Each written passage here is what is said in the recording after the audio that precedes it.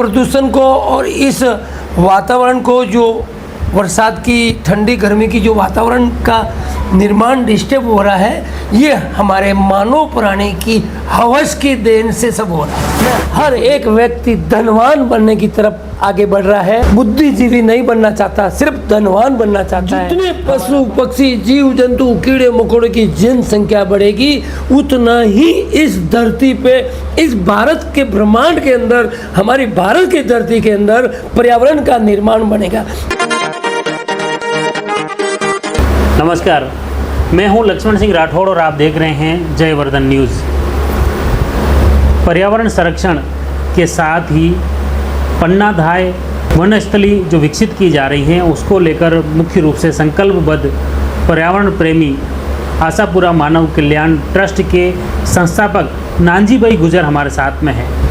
उनसे जानते हैं जैसे मुख्य रूप से उनका जो ध्येय है, उनके ग्राम पंचायत में राष्ट्रमाता पन्नाधाय माता का जो पहला मंदिर है देश का, वो यहाँ बनने जा रहा है, उसकी नींव इन्होंने रखी है और वहीं पर पन्नाधाय, राष्ट्रमाता पन्नाधाय के नाम पर वनस्थली भी विकसित की जा रही है। वहाँ पौधरोपण की मुहिम जो शुरू की थी, अब तक 3 साल में किस स्टेज पर पहुँचे हैं? देखो, 3 साल पहले जब शुरू की थी तब पहला पौधा हमने लगाया था, और आज 3 साल के बाद आज हम लोग वहाँ पे एक पूरे ज़िले में एक नई वातावरण का निर्माण हुआ है कि हम जो पौधे आज 25,000 35,000 पौधे हमने लगाए हैं, और आने वाले इस बरसात के अंदर हम करीबन 11,000 पौधे लगाने का हमारा संकल्प है। और पूरे ज़िले में हम लोग सरकारी संस्थाओं में, सरकारी बॉडी में, सरकारी स्कूलों में, सरकारी मंदिरों में और कॉलेजों में और हर एक सरकारी विभाग में हमें पौधारोपण अभियान चलाना है। वो भी हमारा एक कॉन्सेप्ट है। इस 11,000 पौधे के साथ साथ वो भी हम करने वाले हैं। हम यही यहाँ राजसमंद डिस्ट्रिक्ट के सभी पर्यावरण प्रेमियों से निवेदन और आग्रह करते हैं कि अवश्य आप कालीजर पंचायत, कोमलगढ़ तहसील, गंगा सागर गाँव एक बार राष्ट्रमाता पन्नाधाय वनस्थली पे विज़िट कीजिए, और विज़िट करके जो हमारे कार्य करने की जो क्षमता है, जो कार्य करने की हमारी जो विचारधारा है, जिस विचारधारा से हमने कार्य चालू किया था और जिस विचारधारा से हम लोग कार्य पूरा कर रहे हैं, वो सब आपको देखने को मिलेगा। 100% जो चीज़ आप प्रैक्टिकली आकर देखेंगे, विजिट करके देखेंगे, वो एक अलग अनुभव पैदा होगा, अलग एक संदेश आप लेके जाएंगे। आप सुनी सुनाई और समाचार के जरिए, मीडिया के जरिए देखेंगे उसमें, और फेस टू फेस देखने में, दोनों में बड़ा काफ़ी अंतर आता है। मुख्य रूप से पर्यावरण संरक्षण और संवर्धन के साथ पौधरोपण की बातें कई वर्षों से चली आ रही हैं। इसके लिए शासन प्रशासन भी लगातार प्रयास करता रहा है, लेकिन लोग अब तक पर्यावरण के प्रति इतने जागरूक नहीं हुए हैं। क्या कारण मानते हैं? आज का युग जो है हमारे युवाओं को एक हवस की तरफ लेके जा रहा है। हमारी जो हवस बढ़ती जाती है ना, हमें ये चीज़ प्राप्त करनी है, हमें टीवी प्राप्त करनी है, हमें गाड़ियाँ प्राप्त करनी है, हमें फॉर्च्यूनर प्राप्त करनी है, हमें मर्सिडीज प्राप्त करनी है, हमें बंगला, बड़े से बड़ा बंगला बनाना है गांव में। ये जो हमारा हवस है ना, ये हमारा हवस इस दुनिया को धर्म संकट में डाल रहा है। इस प्रदूषण को और इस वातावरण को, जो बरसात की ठंडी गर्मी की जो वातावरण का निर्माण डिस्टर्ब हो रहा है, ये हमारे मानव प्राणी की हवस की देन से सब हो रहा है। बिल्कुल, ये हालात उत्पन्न हुए हैं अभी पिछले महीने ही, मतलब इसी महीने में तो कहूँगा कि जो हीट वेव के हालात बने, जो जिस तरह की गर्मी पड़ी देश में, वो सारे रिकॉर्ड देश के तोड़ दिया। दिल्ली में भी 52% तक पहुंच गया था तापमान। राजस्थान और पूरे देश के ऐसे ही हालात बने, और इसको लेकर जब रिसर्च किया कि ये सबसे ज़्यादा तपा है इस बार, तो ये हालात जो उत्पन्न हो रहे हैं, ये भी कहीं ना कहीं पर्यावरण की अनदेखी की वजह से ही है।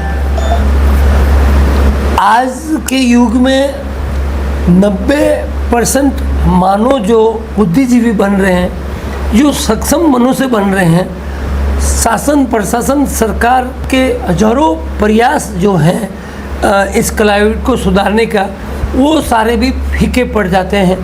क्योंकि मनुष्य का भाव इस प्रकार का कन्वर्ट हो चुका है कि सिर्फ और सिर्फ हमें दुनिया के अंदर नंबर 1 बनना है, धन कमाकर, नंबर 1 बनना है लीडर बनकर, नंबर 1 बनना है किसान बनकर, नंबर 1 बनना है हमारे भारत की और हमारे विश्व की पर्यावरण और विश्व के पानी की और वायु की इस क्षमताओं को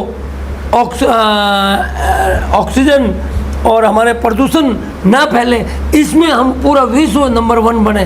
अगर हम ये सोचेंगे तो हम इसमें भी कन्वर्ट हो सकते हैं। आज ही एक अखबार में सूचना थी कि दुनिया के बड़े वैज्ञानिकों ने चेतावनी दी है कि आने वाले समय में यही रफ्तार रही तो तापमान इससे कई गुना बढ़ सकता है और आने वाले समय में कई तरह के ऐसे विचित्र संकट उत्पन्न हो सकते हैं जिससे हजारों लोगों की ज़िंदगी दांव पर लग सकती हैं। उसमें भी मुख्य रूप से यही कारण बताया कि पर्यावरण संरक्षण पर मानव ध्यान नहीं दे रहा है। तो ये कहीं ना कहीं वैज्ञानिक भी इसको लेकर चिंतित हैं, दुनिया भर के लोग चिंतित हैं, लेकिन फिर भी लोग नहीं समझ पा रहे हैं इसके पीछे।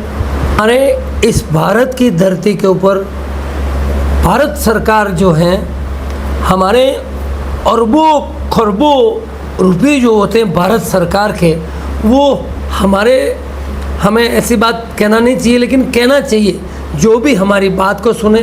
भारत सरकार का जो नरेगा का जो फंड होता है, नरेगा के फंड को सिर्फ और सिर्फ पर्यावरण के ऊपर डिवाइड किया जाए।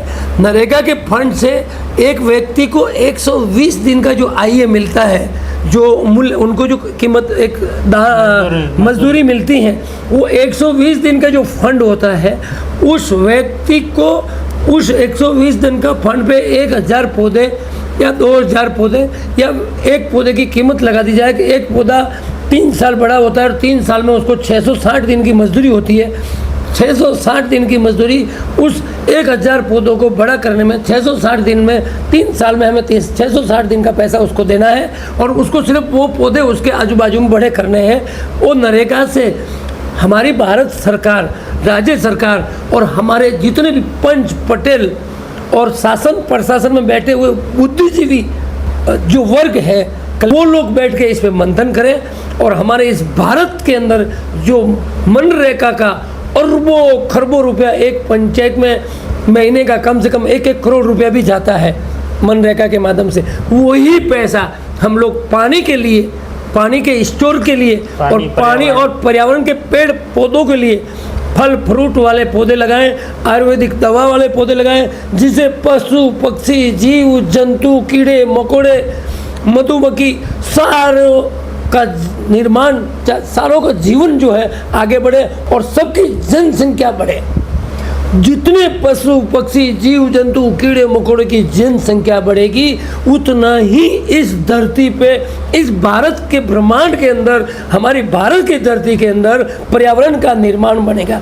जो हम इस वायुमंडल, जल थल वायुमंडल में जितने भी करोड़ों जीव जंतु हैं, ये जीव जंतु एक सर्कल है। जितने ज़्यादा जीव जंतु हमारे मानवों को दिखेंगे, उतना ही ज़्यादा हम ये प्रयास करेंगे कि हमारा पर्यावरण का विकास हो रहा है।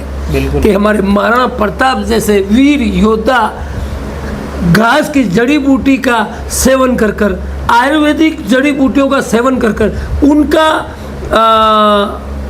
रस और उनका भोजन और उन्हीं का वो रस पीकर उन्होंने अपने साम्राज्य को बचाया, अपने साम्राज्य को लड़ा, इतनी ताकत से लड़ा।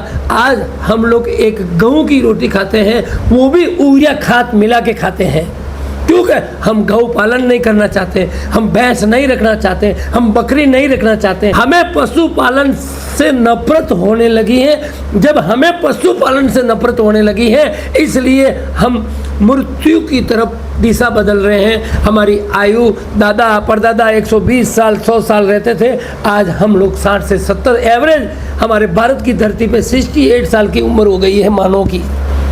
अभी भी वक्त है हमारे युवा जागरूक हो। मैं वापस एक बात कहना चाहूँगा कि जैसे आयुर्वेद जो अपने देश का है, भारत में जो आयुर्वेद है उसका जननी कहते हैं, और वास्तव में आयुर्वेद का जो इलाज है वो सिर्फ भारत में ही है। विदेशों में नहीं है, लेकिन आयुर्वेद की जड़ी बूटियों से जो इलाज होता है वो किसी भी बीमारी का स्थायी तौर पर इलाज होता है। और इसी वजह से जो आज आयुर्वेद के इलाज को लेकर वैज्ञानिक भी चकित हैं। तो ये भी कहीं ना कहीं पर्यावरण का ही प्रभाव है कि जिस तरह की जड़ी बूटियाँ हमारे इस धरती पर, इस पर्यावरण में है, उसे पहचाने और उस तरह के कैसे इलाज करें। तो ये भी इस पर्यावरण पर ही निर्भर है। आज हमारे इस भारत की भूमि पर ऐसे ऐसे ऋषि मुनि हुए हैं, उन ऋषि मुनियों की देन है कि हमारे भारत आयुर्वेदिक में पूरा विश्व में नंबर 1 है। लेकिन हम लोग पहले गौमूत्र से हमारा बुखार ठीक होता था। गौमूत्र के अंदर मिट्टी का बर्तन को लाल करके डालते थे, चमक्का बोलते हैं उसको, और वो पिला के घूटी पिला के हमें सुला देते थे। कोई डॉक्टर नहीं होता था, डॉक्टर कोसों दूर रहता था, साधन नहीं होते थे। जंगलों में हमें हमारा माता पिता उसी जड़ी बूटियों के माध्यम से हमारे शरीर को, हमारी हेल्थ को ठीक करते थे। ऐसे ऐसे जड़ी बूटियों के माध्यम से ही करते थे। आज हमारे युवा एक जरा सा भी कुछ हुआ, जरा सा भी कहीं चीरा लग गया तो डॉक्टर के पास चले जाते हैं। हमारे शहर में हम चीरा लगता है तो पीपल वर्ल्ड या नीम का झाड़ को लेके घिसते थे, घिस के थूक लगाकर उसको बांध कर पट्टी लगाते थे और 3 दिन बाद में वो सही हो प्लास्टर हो जाता था। ये सारी चीज़ें गायब हो चुकी है। आज सिर्फ मात्र विदेशों की नकल कर कर, पूरे विश्व की नकल कर कर हमारे युवा डॉक्टरों की तरफ अपनी संख्या, सिर्फ भारत में हर एक व्यक्ति धनवान बनने की तरफ आगे बढ़ रहा है। बुद्धिजीवी नहीं बनना चाहता, सिर्फ धनवान बनना चाहता है। हमारा भारत भी धनवान की तरफ अपनी दिशा मोड़ चुका है।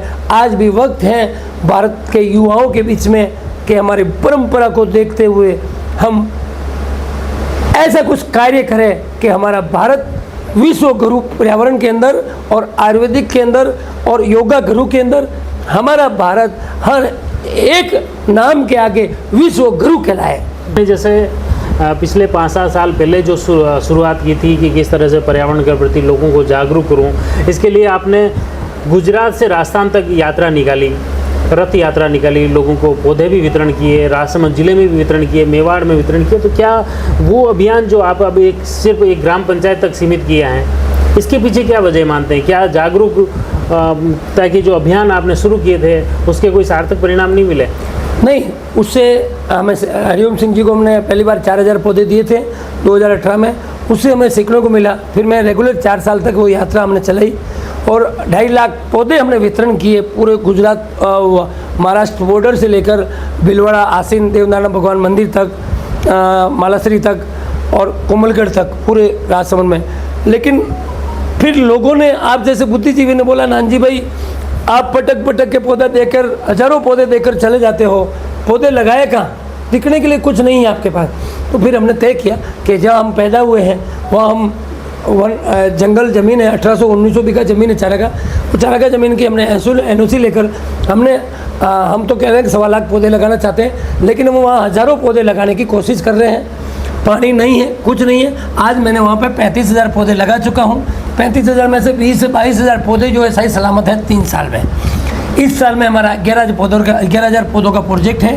अगर आप लोग आशापुरा मानव कल्याण ट्रस्ट के अंदर किसी भी तरह का पर्यावरण के अंदर, शिक्षा के अंदर, रोजगार के अंदर अगर आप सहयोग करना चाहें, अगर किसी के दिल में अगर पर्यावरण के प्रति पीड़ा है, पर्यावरण के प्रति जागरूकता है और अपने घर में ज़मीन नहीं है, अपने पास साधन नहीं है, आप नहीं कर सकते हो, तो आप वो काम हमें दीजिए, हमें वो मौका दीजिए। आशापुरा मानव कल्याण ट्रस्ट को हजारों पौधे आपके नाम पे, आपके परिवार के नाम से, आपके यूनिट के नाम पे, आपके देवी देवताओं के नाम पर, आपके माता पिताओं के नाम पर हम उन पौधों को बड़ा कर देंगे। हजारों साल तक बड़ा करेंगे। जब तक हम रहेंगे पौधे की गारंटी रहेगी हमारे यहाँ। आप हर साल आकर चेक कर सकते हैं। आप कुछ पौधे का दान देकर, कुछ 365 दिन, 700 दिन, 3 साल, 5 साल, जो भी है, आप 500 दिन, 1000 दिन, ऐसा आप हमें दे सकते हैं। कम से कम मजदूरी में हम लोग काम कर रहे हैं। हम लोग ये संदेश आप लोग को इसलिए दे रहे हैं कि इतना बड़ा काम है, निर्मल भारत बनाने की तरफ हमारा जो विजन, रथ यात्रा इस टाइम महाराष्ट्र से चालू होगी, सहित दिल्ली तक जाएगी, ऐसा हमारा प्रोजेक्ट चल रहा है। अभी फाइनल नहीं हुआ, लेकिन 100% हम उस विचारधारा में काम कर रहे हैं कि बॉम्बे से दिल्ली तक हम जाएं और भारत सरकार को हम एक ज्ञापन सौंपें कि निर्मल भारत बनाने में जागरूकता अभियान हमारा रहेगा।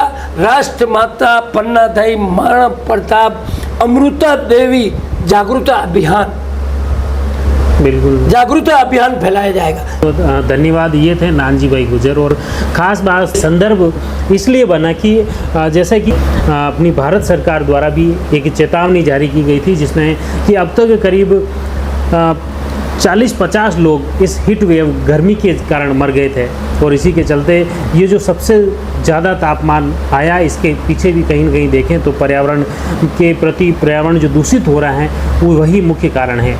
निश्चित तौर पर नानजी भाई की ये मुहिम है, ये मुहिम, इस मुहिम से हर व्यक्ति को जुड़ने की ज़रूरत है। निश्चित तौर पर आपने जो पहले जागरूकता के अभियान शुरू किया, इसके बाद आपने गांव में पौधरोपण की मुहिम शुरू की है, और अब आपका मुख्य संकल्प है कि लोगों के नाम का पौधरोपण आप करने वाले हैं, आप तैयार हैं। आप अपने एक एक पौधा का संकल्प लें और एक पौधा बड़ा करने का संकल्प लेकर आप उसकी सहयोग राशि आशापुरा मानव कल्याण ट्रस्ट के ऐप में जाकर ऑनलाइन कर सकते हैं। इसके लिए आशापुरा मानव कल्याण ट्रस्ट का ऐप भी है, वेबसाइट है, वहाँ पर जाकर आप ऑनलाइन एक पौधा दान कर सकते हैं। उस पूरे पौधे को लाइफ टाइम बड़ा करेंगे, और इसका संकल्प आशापुरा मानव कल्याण ट्रस्ट के सभी कार्यकर्ताओं ने ले रखा है। इसकी बराबर मॉनिटरिंग आप खुद ऑनलाइन भी कर सकते हैं, और फिजिकल तौर पर कालिंजर ग्राम पंचायत मुख्यालय पर पहुंचकर भी देख सकते हैं। निश्चित तौर पर बहुत ही अच्छी बेहतरीन पहल है पर्यावरण संरक्षण संवर्धन की, इसमें आम जन को जुड़ने की ज़रूरत है। आप जुड़े रहिए जयवर्धन न्यूज़ के साथ। धन्यवाद।